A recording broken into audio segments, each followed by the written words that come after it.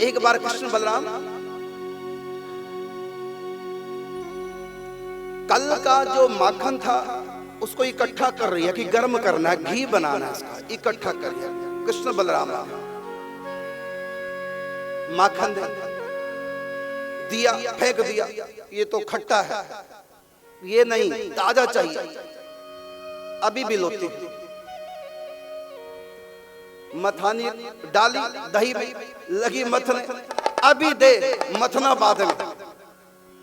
अरे लाला, अभी तो फिर ये कल वाला माखन नहीं, इस मटकी में से चाहिए, अभी चाहिए।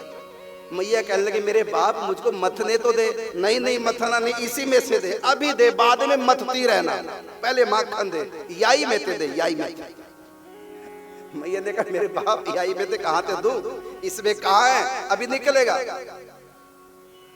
कन्हैया को गुस्सा आ गया, मैया की चुटिया पकड़ ली, लगा पीछे खींचता रहे, मेरे बाप छोड़ मुझे। इतने में से दाऊ दादा छोटे से वो आए तो मैया की नथ पकड़, अब नथ बचाए के चुटिया बचाए, झूल रही है।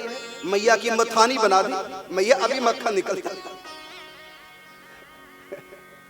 दाऊ ने नथ पकड़ी और कन्हैया ने चुटिया, और लगे जैसे एक तरफ देवता एक तरफ राक्षस, और समुद्र मंथन हो रहा है, अभी मक्खन निकलेगा। दोनों छोड़ ही नहीं रहे। पहले कहो कि अभी दो, यही में दे, यही मटकी में दे।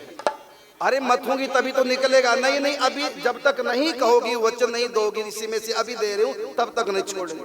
अब दोनों छोड़ने को तैयार नहीं। बाबा को बुला रहे, महरे सुनते हो, देख रहे अपने लाला की करतूत, देखो देखो जल्दी आओ। बाबा भीतर नाश्ता कर रहे थे, भाग के आए, देख कर के हैरान, अरे छोराओ ये तुम क्या कर रहे हो? बाबा मैया माखन आए दे रही। यशोदा से कहा अरे पगली को माखन दे दा।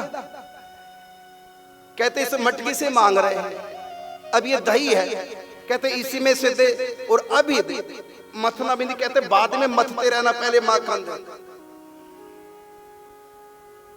नंद बाबा ने छुड़ाया मैया, कृष्ण बलराम को गोद बैठाया, गोद में लिया। नंद बाबा ने कथा सुनाने लगे, कन्हैया पहले कथा सुन। और यशोदा को इशारा कर दिया, तू दूध चलाए, दही जल्दी से माखन तैयार कर, जब तक मैं कथा सुनाता हूं। बेटा कन्हैया, हाँ बाबा, मैं तुम्हें एक कथा सुना रहा हूं। हाँ बाबा सुना। इधर मैया को इशारा कर रहे हैं, अरे मेहर जल्दी कर। कथा शुरू की, वो छोटी सी कथा थी, लेकिन माखन ही नहीं निकल रहा है, वो कथा ही समाप्त हो गई। तो बाबा कह रहे हैं अरे मेहर जल्दी कर, कहते कथा को लंबी कर दो। हाँ बेटा, कथा है, एक पेड़ था, उसके ऊपर काफी कबूतर बैठे। फिर बाबा, फिर क्या हुआ, एक कबूतर उड़ा फुर्र, फिर बाबा, फिर दूसरा कबूतर उड़ा, फिर फुर्र बाबा, फिर एक और उड़ा फुर्र बाबा, फिर बेटा एक और उड़ा। आगे कोई कथा तो थी नहीं, इनको बातों में लगाना।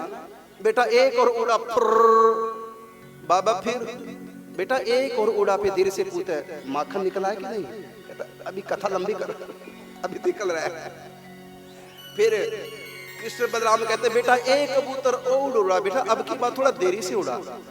फिर फुर्र, फिर बाबा कहते एक कबूतर और उड़ा, फिर फुर्र। कन्हैया ने कहा बाबा से, बाबा ये फुर्र फुर्र कब तक होता रहेगा? ये कितने कबूतर थे, ये फुर्र फुर्र कब तक होता रहेगा?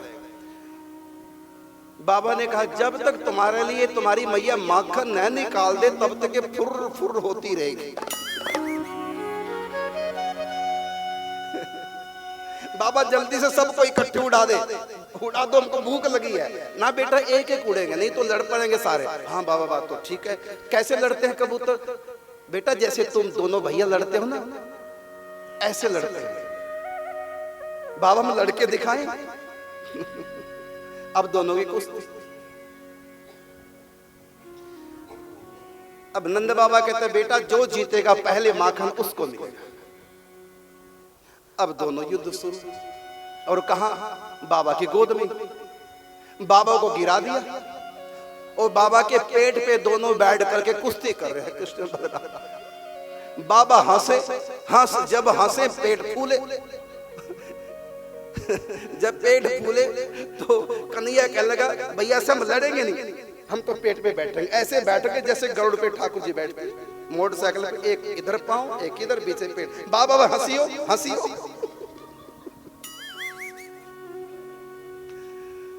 बाबा हंसे, पेट के ऊपर कन्हैया उछले और साथ में बाबा की टांगे भी उछले। बलराम से कहा दाऊ भैया तुम बाबा के पांव के ऊपर बैठो, पांव उछलते हैं। अब रोक के बाबा हंसियो।